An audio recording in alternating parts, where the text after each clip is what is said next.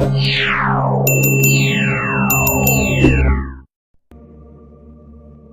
दोस्तों, क्या हो जब आपकी अर्जियों को भगवान से पहले जिन्नात सुनकर उन्हें पूरा भी कर दें। अब ऐसे में क्या आप भगवान के दरवाजे पर जाओगे? हमारी आज की कहानी में कुछ ऐसा ही हुआ है कानपुर के रहने वाले रामकिशोर जी के साथ, जहां पर एक जिन्नात ने रामकिशोर जी की ज़िंदगी ही बदल दी। दौलत, शोहरत, उन्हें सब कुछ मिल गया, लेकिन ऐसा भगवान ने नहीं बल्कि एक जिन ने किया है, ऐसा कहना है उनका।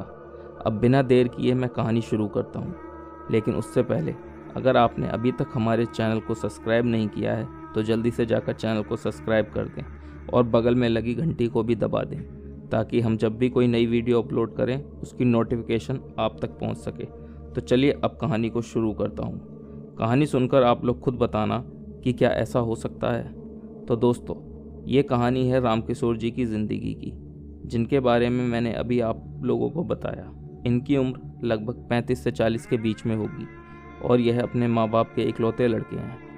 इनके और कोई भाई नहीं है। ये अपनी गांव की ज़मीन को बेचकर शहर में आए ताकि शहर में कुछ अच्छा सा ढंग का काम कर सकें, जिससे इनकी आजीविका अच्छे से चल सके। इनकी शादी हो चुकी है और जो इनकी धर्मपत्नी जी हैं उनका नाम ममता है। इनके 3 बच्चे भी हैं। जो सबसे बड़ा लड़का है उसकी उम्र 16 साल और उससे छोटी बहन है जिसकी उम्र 13 साल, और एक सबसे छोटा और भाई है जिसकी उम्र 10 साल है। अब रामकिशोर जी अपने गांव की सब ज़मीन को बेचकर कानपुर आते हैं और जो इन्हें गांव की ज़मीन बेचकर पैसा मिला था उससे कानपुर में एक 50 से 60 गज का मकान ले लेते हैं और उसमें रहने लगते हैं। इनके अम्मा बाबूजी भी इनके साथ ही रहते हैं। रामकिशोर जी ज़्यादा पढ़े लिखे नहीं हैं, लेकिन ड्राइविंग का काम ये जानते हैं, मतलब गाड़ी वगैरह चला लेते हैं। तो एक किराए की गाड़ी चलाने का ये काम करते हैं और उस काम से ही अपने परिवार का भरण पोषण करते हैं। इधर इनका जो मालिक है, जिनकी ये गाड़ी किराए पर चलाते हैं, वो इनसे कभी भी अच्छे से बात नहीं करता। वो इन्हें जब मन करे तब फटकार देता है, जिसकी वजह से ये अपने मालिक से काफ़ी परेशान रहते हैं और हमेशा एक बात अपने मन में सोचते हैं कि मुझ पर अगर थोड़ा पैसा हो जाए तो मैं अपनी खुद की एक गाड़ी ले लूँ। लेकिन अभी यह सिर्फ इनका सपना ही है। दूसरी तरफ इस कहानी के मुख्य कैरेक्टर एक सेठ जी हैं, जो कि एक बड़ी सी किराने की दुकान के मालिक हैं, जो कि इस इलाके की सबसे बड़ी दुकान है। इस दुकान में लगभग 20 से 25 लड़के काम करते हैं। जिस इलाके में इन सेठ जी की दुकान है, भाई साहब, ग्राहक टूटते नहीं हैं इन सेठ जी की दुकान पर। पता नहीं इन पर ऐसी किन की कृपा है, जो इनका काम दिन दुगनी रात चौगनी तरक्की करता ही जा रहा है। लेकिन इतनी तरक्की होने के बावजूद भी आजकल सेठ जी थोड़े परेशान से हैं। तो किसी ने सेठ जी से पूछ लिया कि क्या बात है सेठ जी, आजकल थोड़े परेशान से रहने लगे हो, कोई बात है क्या? तो सेठ जी कहते हैं, अब क्या बताऊं, मैं एक गोदाम ढूंढ रहा हूं जिसमें मैं अपनी दुकान का सामान वगैरह रख सकूं, क्योंकि अब मेरी इस दुकान में सामान रखने की बिल्कुल भी जगह नहीं बची है और जो जगह है वो सारी इस्तेमाल हो रही है। अब या तो मैं माल कम करूं, और अगर माल कम करता हूं तो फिर प्रॉफिट नहीं आता, और अगर माल ज़्यादा खरीदूं तो रखने की जगह नहीं है। यार समझ नहीं आ रहा करूँ तो क्या करूँ। अब मैं गोदाम ढूंढ रहा हूँ कि मेरी दुकान के आसपास मुझे कोई गोदाम मिल जाए, लेकिन मुझे कोई गोदाम नहीं मिल रहा है, और जो मिल रहा है वो 4 किलोमीटर दूर है। अब इतनी दूर गोदाम लेकर मैं क्या करूँगा, वरना फिर वहाँ के लिए भी एक लड़का रखना पड़ेगा। मुझे पैसों की कोई दिक्कत नहीं है, बस मेरी दुकान के पास मुझे कोई गोदाम मिल जाए, फिर चाहे कितने का भी मिले मैं ख़रीदने को तैयार हूँ। इतने में रामकिशोर जी उन सेठ जी के यहाँ से कुछ सामान लेने के लिए उनकी दुकान पर चढ़े और सामान लेकर वापस जाने लगे। उन्हें वापस जाते देख अचानक से सेठ जी ने उन्हें रोका और रामकिशोर जी से बोले कि भाई साहब, आप क्या यहीं आसपास में रहते हो? इस पर रामकिशोर जी बोले, क्या सेठ जी, आप भी मजाक कर रहे हैं, आपकी दुकान के पीछे वाला घर मेरा ही तो है। फिर सेठ जी कहते हैं, हमारी दुकान के पीछे वाले घर में तो अम्मा बाबूजी रहते हैं, आप उनके यहाँ से हैं? इस पर रामकिशोर जी कहते हैं, जी हाँ, वो मेरे ही अम्मा बाबूजी हैं, मैं उनका ही लड़का हूँ। इस पर सेठ जी कहते हैं, अच्छा अब समझा, आप उनके लड़के हो। वो क्या है ना कि वो लोग तो मेरी दुकान पर आते रहते हैं, इसलिए मैं उन्हें जानता हूँ, लेकिन आप शायद मेरी दुकान पर कम आते हो, इसलिए मैं आपको पहचान नहीं पाया। रामकिशोर जी कहते हैं, कोई बात नहीं सेठ जी, होता है। सेठ जी कहते हैं, आप बुरा ना मानो तो एक बात पूछूं? इस पर रामकिशोर जी कहते हैं, पूछो सेठ जी। अब सेठ जी कहते हैं कि आपके घर में कितने कमरे हैं? इस पर रामकिशोर जी कहते हैं, क्यों, क्या हुआ सेठ जी? इस पर सेठ जी रामकिशोर जी को बताते हैं कि मुझे अपनी दुकान के लिए एक गोदाम चाहिए था जो दुकान के बिल्कुल पास में हो। अब मुझे दुकान के आसपास ऐसा कोई गोदाम नहीं मिल रहा है, तो मैं ये सोच रहा था अगर तुम मुझे अपने घर का एक कमरा किराए पर दे देते तो मेरा काम थोड़ा आसान हो जाता। बदले में मैं तुम्हें उस कमरे का डबल किराया दे दूंगा। अब रामकिशोर जी सेठ जी की बातें सुनकर थोड़ा सोच में पड़ जाते हैं, क्योंकि पैसों की ज़रूरत तो रामकिशोर जी को भी थी, क्योंकि सिर्फ गाड़ी चलाकर तो वो अपने घर का गुजारा ठीक से नहीं कर पा रहे थे और सेठ जी ने उन्हें जो ऑफ़र दिया था उनसे उनकी काफ़ी मदद हो सकती थी। इस पर रामकिशोर जी कहते हैं कि सेठ जी पहले तो मुझे अपने घर वालों से बात करनी पड़ेगी, उसके बाद ही मैं आपको बता पाऊँगा कि हम कमरा किराए पर दे सकते हैं या नहीं। सेठ जी कहते हैं हाँ कोई बात नहीं, तुम अपने घर पर पहले बात कर लो, फिर कल आकर मुझे बता देना।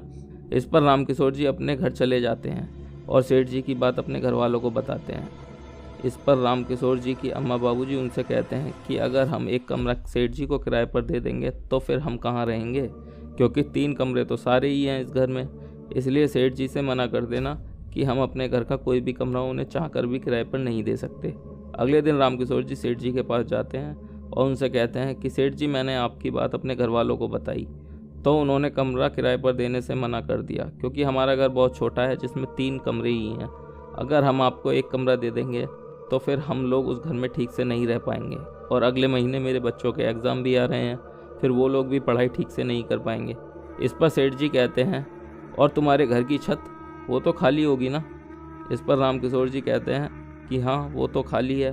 फिर सेठ जी कहते हैं तो तुम एक काम करो, मुझे अपने घर की छत किराए पर दे दो, मैं उस पर एक कमरा बनवा दूंगा। कमरा बनवाने में जो भी खर्च लगेगा वो मैं दूंगा और तुम्हें उस कमरे का किराया भी हर महीने देता रहूँगा। इससे तुम्हारी परेशानी भी ख़त्म हो जाएगी और मेरी भी। इस बात पर रामकिशोर जी राज़ी हो गए और रामकिशोर जी के घर वाले भी मान गए। अब सेठ जी ने रामकिशोर जी की छत पर एक बड़ा सा हॉल टाइप कमरा बनवा देते हैं और रामकिशोर जी को उसका किराया भी दे देते हैं। सेठ जी ने कमरा कुछ इस तरीके से बनवाया था कि उस कमरे तक जाने वाली सीढ़ियाँ घर के अंदर से न होकर घर के बाहर से जाती थी, ताकि घर के लोगों को उनकी वजह से कोई दिक्कत ना हो। अब कमरा बनकर तैयार हो चुका था और सेठ जी द्वारा रामकिशोर जी को कमरे का किराया भी दिया जा चुका था। तो सेठ जी ने अपने दुकान से सामान इधर शिफ्ट करना शुरू कर दिया। उन्होंने बहुत सारा सामान उस नए बने कमरे में शिफ्ट कर दिया और उस सामान के साथ साथ कुछ कबाड़ भी इधर शिफ्ट कर दिया। जब उस कबाड़ को रामकिशोर जी ने देखा तो सेठ जी से कहा कि सेठ जी चलो आप सामान शिफ्ट कर रहे हैं वो तो ठीक है, लेकिन सामान के साथ ये कबाड़ क्यों शिफ्ट कर रहे हो। इस पर सेठ जी कहते हैं कि जब भाई मैंने तुम्हारे घर की छत किराए पर ली है और तुम्हें उसका किराया भी दे दिया है तो मेरी मर्ज़ी, अब मैं उसमें कुछ भी रखूं। तुम होते कौन हो मुझे ये समझाने वाले कि मुझे अपनी जगह में क्या रखना चाहिए और क्या नहीं। काम होते ही सेठ जी के स्वर बदल गए।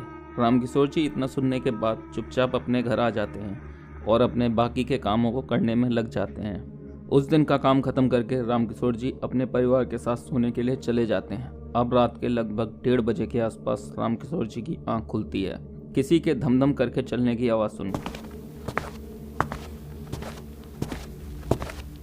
वो थोड़ा ध्यान लगाकर सुनते हैं तो यह आवाज़ उन्हें अपनी छत से आती हुई लगती है। वह अपनी धर्मपत्नी को उठाते हैं और उनसे पूछते हैं कि क्या उन्हें भी वह आवाज़ आ रही है जो उन्हें सुनाई दे रही है। उनकी धर्मपत्नी जी कहती हैं कि शायद सेठ जी की दुकान का कोई लड़का सामान लेने या रखने के लिए आया होगा। इस पर रामकिशोर जी कहते हैं कि सेठ जी की दुकान तो 10 बजे तक ही खुलती है, इस समय तो दुकान पर कोई नहीं होगा क्योंकि टाइम काफ़ी ज़्यादा हो चुका है। इस पर रामकिशोर जी की पत्नी कहती हैं तो तुम्हें जाकर देखकर आना चाहिए, क्योंकि सेठ जी का अगर कोई भी सामान चोरी हुआ तो सबसे पहले हमारा ही नाम आएगा। अब रामकिशोर जी अपने मन में सोचते हैं कि हमने अच्छा कमरा किराए पर इन्हें दिया है, अब रात भर इनके सामान की चौकीदारी भी करो। लेकिन फिर भी रामकिशोर जी अपने पत्नी के कहने पर सब कुछ ठीक है ये देखने के लिए घर के बाहर जाते हैं। जहाँ से ऊपर वाले कमरे के लिए सीढ़ियाँ जाती थी वहाँ पर रामकिशोर जी देखते हैं कि सीढ़ियों के ऊपर जहाँ पर सेठ जी ने गेट लगाया हुआ है उस गेट के पास कोई बैठा हुआ है। ये देखकर रामकिशोर जी थोड़ा घबरा जाते हैं और वापस घर के अंदर आ जाते हैं। अंदर आकर अपनी धर्मपत्नी जी से कहते हैं कि वहाँ सीढ़ियों पर जहाँ सेठ जी ने गेट लगाया हुआ है वहाँ पर मैंने किसी को बैठे हुए देखा है। अंधेरा होने की वजह से मैं साफ तो नहीं देख पाया, लेकिन पक्का वहाँ कोई ना कोई तो बैठा हुआ है। इस पर धर्मपत्नी जी बाहर की लाइट जलाती हैं और रामकिशोर जी के साथ बाहर आकर देखती हैं तो उन्हें वहाँ पर कोई दिखाई नहीं देता। अब जैसे ही वापस जाने के लिए रामकिशोर जी बाहर की लाइट बंद करते हैं और उस तरफ देखते हैं तो ये क्या, अब इन्हें फिर से वहाँ पर कोई बैठा हुआ दिखाई दे रहा था। यह तुरंत अपनी पत्नी को उस तरफ देखने के लिए बोलते हैं तो इस बार इनकी पत्नी को भी उस जगह पर कोई बैठा हुआ दिखाई देता है। यह देखकर दोनों पति पत्नी बुरी तरीके से डर जाते हैं और भागकर घर के अंदर आ जाते हैं और दरवाज़ा बंद कर लेते हैं। इतने में इनके अम्मा बाबूजी भी अपने कमरे से बाहर आ जाते हैं और कहते हैं कि क्या हुआ, इतना शोर क्यों मचा रहे हो तुम दोनों। दोनों पति पत्नी उन्हें अभी जो उनके साथ हुआ वो सब बता देते हैं। अब यह चारों मिलकर बाहर जाते हैं और देखते हैं, लेकिन इन्हें इस बार बाहर कुछ भी दिखाई नहीं देता। अब सब अपने घर के अंदर आ जाते हैं। अम्मा बाबूजी रामकिशोर जी से कहती हैं कि जल्द से जल्द पैसों का इंतजाम करो और सेठ जी को पैसे देकर ऊपर का कमरा उनसे खाली कराओ। अब सुबह होती है। सेठ जी की दुकान से एक लड़का आता है और ऊपर वाले कमरे का ताला खोलता है। जैसे ही वो अंदर कमरे में जाता है तो देखता है कि उन लोगों ने सामान को जिस तरीके से कल लगाया था वो आज अस्त व्यस्त हुआ पड़ा था। अब वह लड़का नीचे आकर रामकिशोर जी से लड़ने लगता है कि हमने कल कितनी मेहनत से सामान लगाया और आपने हमारे लगाए हुए सामान को इधर से उधर कर दिया। और रामकिशोर जी को बुरा भला भी कहने लगा। यह बात सेठ जी तक भी पहुंचती है और सेठ जी भी वहां आते हैं। तो रामकिशोर जी कहते हैं कि सेठ जी, आपका लड़का मुझसे बिना वजह लड़ रहा है, जबकि मैंने ऐसा कुछ नहीं किया है और मैं ऐसा कैसे कर सकता हूँ। आपके लड़के उस कमरे में ताला लगा कर जाते हैं तो मैं भला कमरे में कैसे जा सकता हूँ और इनका लगाया हुआ सामान इधर से उधर कैसे कर सकता हूँ। इस पर सेठ जी भी अपने लड़के की तरफदारी लेते हैं और रामकिशोर जी से कहते हैं कि तुम अब उस कमरे में कैसे गए यह तो मुझे नहीं पता, लेकिन सामान तुमने ही इधर से उधर किया है और आगे से ऐसा नहीं होना चाहिए, वरना फिर मैं भी तुम्हें तुम्हारा किराया टाइम पर नहीं दिया करूँगा। और दो चार बात और सुनाकर सेठ जी वहाँ से जाने लगे। इतना सुनकर रामकिशोर जी सेठ जी से कहते हैं कि सेठ जी बस बहुत हुआ, अब आप हमारा कमरा खाली कर दीजिए।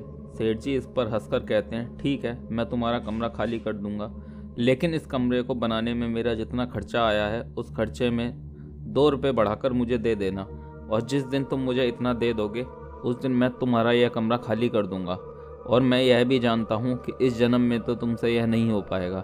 रामकिशोर जी को सेठ जी की इस बात पर बड़ी बेइज्जती सी महसूस हुई। अब रामकिशोर जी पैसे का बंदोबस्त करने में लग जाते हैं ताकि वो सेठ जी के पैसों को जल्द से जल्द दे सकें और अपना घर उनसे खाली करवा सकें। इसलिए वो अपने मालिक के पास जाते हैं और उनसे कुछ एडवांस देने के लिए कहते हैं, लेकिन उनका मालिक उन्हें फटकार देता है और जिस गाड़ी को रामकिशोर जी चला रहे थे उनसे वो गाड़ी को भी छीन लेता है और उन्हें नौकरी से भी निकाल देता है। इतना सब होने के बाद रामकिशोर जी पर मानो जैसे बिजली सी गिर जाती है। उन्हें अब इस बात की चिंता सताने लगी कि नौकरी जाने के बाद अब उनका घर कैसे चलेगा।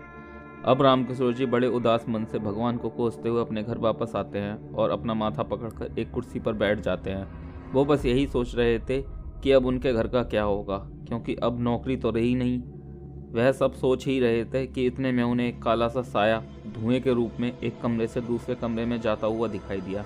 हालांकि उन्हें यह साया पहले भी उनके घर में कई बार दिख चुका था, लेकिन आज की बात कुछ और थी, क्योंकि आज से पहले रामकिशोर जी इतने परेशान कभी नहीं हुए थे। अब रामकिशोर जी अचानक से जो साया उन्हें एक कमरे से दूसरे कमरे में जाता हुआ दिखाई दिया था उससे गुस्से में कहते हैं, तुझे पता है मैं कितना परेशान हूँ? मेरे पर वैसे ही परेशानियाँ कम थी जो तू और मेरे घर में आकर बैठ गया है। आज जो कुछ भी मेरे साथ हुआ है उससे अब मेरा विश्वास तो भगवान से बिल्कुल उठ गया है। तू कुछ कर सकता हो तो अब तू ही मेरी कुछ मदद कर दे। रामकिशोर जी का इतना कहना था कि वो साया जो पहले एक कमरे से दूसरे कमरे की ओर जा रहा था, अब वो साया उन्हें घर के बाहर जाता हुआ दिखाई दिया। रामकिशोर जी ने अपने मन में सोचा, यह मुझसे क्या हो गया, मुझे उसको छेड़ना नहीं चाहिए था, अब पता नहीं आगे क्या होगा मेरे साथ। यही सब सोचते हुए रामकिशोर जी का डर और बढ़ने लगा। उन्होंने इस बारे में अपने घर में किसी को कुछ नहीं बताया। इतने में उनकी धर्मपत्नी जी अंदर से बाहर आईं। उन्हें देखकर बोली, अरे आप कब आए, बड़े थके हुए से लग रहे हो। तो रामकिशोर जी ने बोला, बस अभी आया था, तुम एक काम करो, मेरे लिए एक कप चाय बना दो। शाम का समय था तो उनकी धर्मपत्नी जी उनके लिए चाय बनाने के लिए अंदर चली गई। इतने में सेठ जी का एक लड़का ऊपर वाले कमरे में से कुछ लेने के लिए वहाँ आया और रामकिशोर जी से कहने लगा, इनमें से 4 चीनी की बोरियां गायब हैं और मैं जानता हूँ उस दिन जो लड़ाई तुम्हारी और हमारे सेठ जी के बीच हुई थी उसी का बदला लेने के लिए तुमने ही यहाँ से 4 चीनी की बोरियां गायब की हैं। मैं अभी जाकर सेठ जी को यह बात बताता हूँ। लड़का दुकान पर वापस जाता है और सेठ जी को लेकर आता है और फिर से सेठ जी रामकिशोर जी को सुनाने लगते हैं। बेचारे रामकिशोर जी नौकरी जाने की वजह से पहले से ही बहुत परेशान थे। अब चोरी का इल्ज़ाम और सेठ जी ने उन पर लगा दिया, जिस वजह से रामकिशोर जी और ज़्यादा परेशान हो जाते हैं। सेठ जी रामकिशोर जी से कहते हैं, अब मैं तुम्हें 4 महीने तक का किराया नहीं दूंगा, क्योंकि मेरी 4 चीनी की बोरियां तुमने बेच दी हैं, और अगर आगे से तुमने ऐसा कुछ करने की कोशिश की तो अगली बार मैं नहीं बल्कि पुलिस तुमसे आकर बात करेगी। इतना कहकर सेठ जी वहाँ से चले जाते हैं और रामकिशोर जी वापस अपने घर के अंदर आकर बैठ जाते हैं। उनकी धर्मपत्नी उन्हें चाय देती हैं, लेकिन अब उनका मन चाय पीने का भी नहीं कर रहा था, इसलिए वो चाय का कप वहीं रखकर अपने कमरे में जाकर लेट जाते हैं और उन्हें कब नींद आ जाती है उन्हें खुद भी पता नहीं चलता। अब उनकी आंख अगले दिन सुबह को खुलती है तो वो उठकर बाहर सब जहाँ बैठे थे वहाँ पर आते हैं और उनके साथ बैठ जाते हैं। सब लोग जो कल हुआ उसके बारे में ही बात कर रहे थे कि उनके दरवाजे पर कोई दस्तक देता है। उनका बड़ा बेटा जाकर दरवाज़ा खोलता है तो सामने एक अनजान आदमी खड़ा था। उनका बेटा पूछता है, किनसे मिलना है आपको? वह अनजान आदमी बोलता है, मुझे रामकिशोर जी से मिलना है। इतने में रामकिशोर जी भी बाहर निकल कर आ जाते हैं और उस अनजान आदमी से कहते हैं, बताइए, मैं ही हूँ रामकिशोर।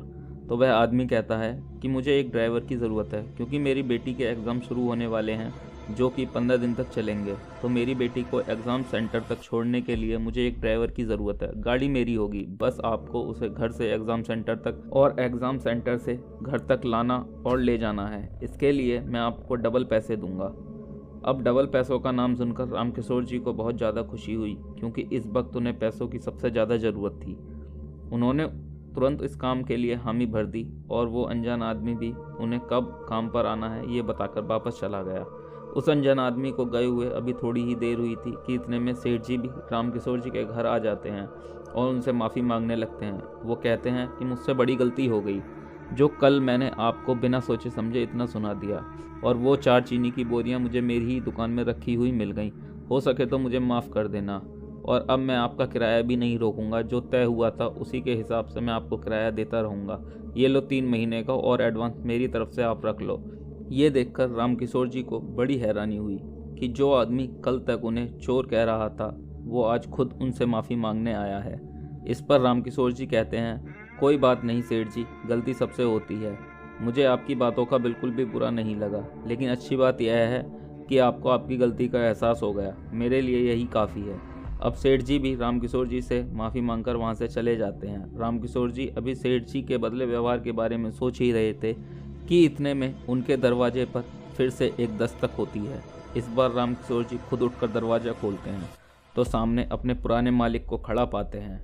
उन्हें अपने सामने खड़ा देखकर रामकिशोर जी चौंक जाते हैं और कहते हैं, मालिक आप यहाँ कैसे?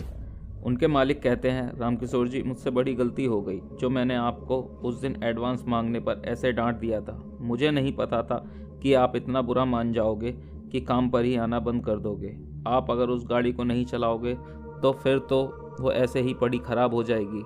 आप कृपया उस गाड़ी को चलाना बंद ना करें। चाहे तो उस गाड़ी का किराया आप मुझे ना दें, बस उस गाड़ी को चलाते रहें।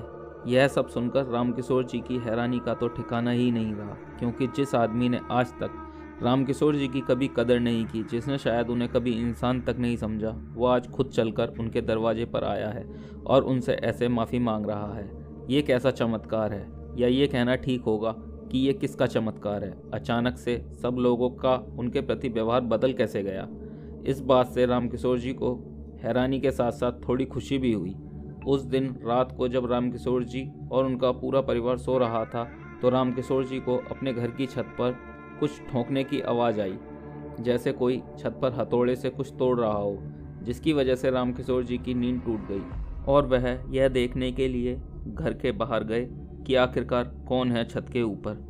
अब जैसे ही रामकिशोर जी अपने कमरे के बाहर निकले और अपने घर के आंगन में आए तो क्या देखते हैं कि एक काली सी परछाई धुएं का रूप लिए हुए उनके सामने आकर खड़ी हो गई। देखने में उस परछाई का आकार बिल्कुल इंसानों की तरह ही था। रामकिशोर जी बताते हैं कि उस परछाई को देखकर मैं इतना ज़्यादा डर गया था कि मैंने चिल्लाने की कोशिश की ताकि मैं घर के किसी सदस्य को अपनी मदद करने के लिए बुला सकूं, लेकिन मेरे मुंह से कोई आवाज़ ही नहीं निकल पा रही थी। ऐसा लग रहा था जैसे किसी अनजान शक्ति ने मेरे मुंह को बहुत कस के बंद कर रखा हो, और उसकी पकड़ इतनी मजबूत थी कि मैं चाहकर भी उससे खुद को आज़ाद नहीं कर पा रहा था। तभी मेरे कान के पास आकर कोई हल्की सी आवाज़ में मुझसे बोला कि अब तो खुश है ना तू? तुझ पर हंसने वाले लोग आज खुद हाथ जोड़कर तुझसे माफी मांग कर गए हैं। इतना बोलकर वो धुएं जैसी परछाई अचानक से कहीं गायब हो गई और अब मैं भी अपने आप को आज़ाद महसूस कर रहा था। तभी अचानक से मुझे कल वाली बात याद आई कि कल जब मैं परेशान था और इस परछाई से मदद मांगी थी तो ये अंदर की तरफ न जाकर बाहर की तरफ चली गई थी। हो ना हो मेरे प्रति लोगों के बदले हुए व्यवहार में ज़रूर इसका ही कुछ न कुछ हाथ है। अब मैं बाहर आंगन में से जल्दी भागकर अपने कमरे में आ गया और अपनी पत्नी को उठाया और उसे सारी बातें बताईं। ये सब सुनकर उसे बड़ी हैरानी हुई। उस रात फिर हम दोनों को नींद नहीं आई और दिन कब निकल आया हमें पता ही नहीं चला। सुबह को यह बात हम दोनों ने बाकी सब घर वालों को बताई। यकीन न करने का उन लोगों के पास कोई कारण नहीं था, क्योंकि जो कुछ कल हुआ वह सब उन लोगों के सामने ही हुआ था। इसलिए उन लोगों ने भी माना कि हाँ, हमारे घर में कोई ना कोई ऐसी शक्ति है जो हमारी मदद कर रही है। और धीरे धीरे हमारे दिन भी अपने आप बदलने लगे। वो परछाई जो कोई भी थी उसकी हम पर ऐसी कृपा हुई कि हम पर मानो जैसे पैसों की बरसात हो रही हो। हम कोई भी काम करते उसमें हमें घाटा नहीं होता था। आगे चलकर एक टाइम ऐसा भी आया कि हम लोग उस अनजान शक्ति पर इतना निर्भर हो गए कि हम लोगों ने भगवान से बिल्कुल दूरी बना ली। हमारे घर का कोई भी सदस्य मंदिर तक नहीं जाता था, ना ही किसी के यहाँ का कोई प्रसाद वगैरह हम लोग खाते थे। इस दौरान वो शक्ति महीने में एक बार जो भी हमसे मांगती थी बस हम लोग उसे पूरा कर देते थे। वो शक्ति हम लोगों के साथ तकरीबन 15 साल तक रही। इन 15 सालों में उस अनजान शक्ति ने हमारी किस्मत ही बदल कर रख दी थी। वो शक्ति जब मेरे पिताजी का स्वर्गवास हुआ उसके 1 महीने के बाद ही अचानक से कहीं अपने आप ही चली गई। उसके बाद वो अनजान शक्ति कभी वापस लौट कर नहीं आई। अब इस बात को लगभग 7 साल हो चुके हैं। शायद हमारी ही किसी गलती की वजह से वो हमेशा के लिए हमें छोड़कर चली गई। उस अनजान शक्ति के हमें छोड़कर जाने के कुछ महीनों के बाद ही मेरी माताजी का भी स्वर्गवास हो गया था। आज हम लोग फिर से नॉर्मल ज़िंदगी गुजार रहे हैं और अब मंदिर वगैरह जाने लगे हैं। अब मैं एक टूर एंड ट्रैवल्स कंपनी का मालिक हूँ। अब मेरे पास खुद की कई गाड़ियाँ हैं और उन सेठ जी की जो दुकान थी हमारे घर के पीछे उसे भी हम लोगों ने उन सेठ जी से ख़रीद लिया है। और वो सेठ जी भी उस दुकान को बेचकर कहाँ चले गए हमें नहीं पता। तो दोस्तों, ये थी हमारी आज की कहानी। आपको क्या लगता है, क्या वो अनजान परछाई या वो शक्ति या वो जो कोई भी थी जो रामकिशोर जी के साथ पूरे 15 साल तक उनके साथ रही और उनके घर में रही, क्या भविष्य में कभी लौटकर आ सकती है? आपको क्या लगता है? हमें कमेंट बॉक्स में ज़रूर बताएं। और अगर आपको हमारी कहानी पसंद आई हो तो लाइक करें, शेयर करें और चैनल को सब्सक्राइब करना ना भूलें। मैं मिलता हूँ आपसे किसी और कहानी में किसी और दिन। तब तक के लिए मुझे दीजिए इजाज़त। गुड नाइट एंड शुभ रात्रि।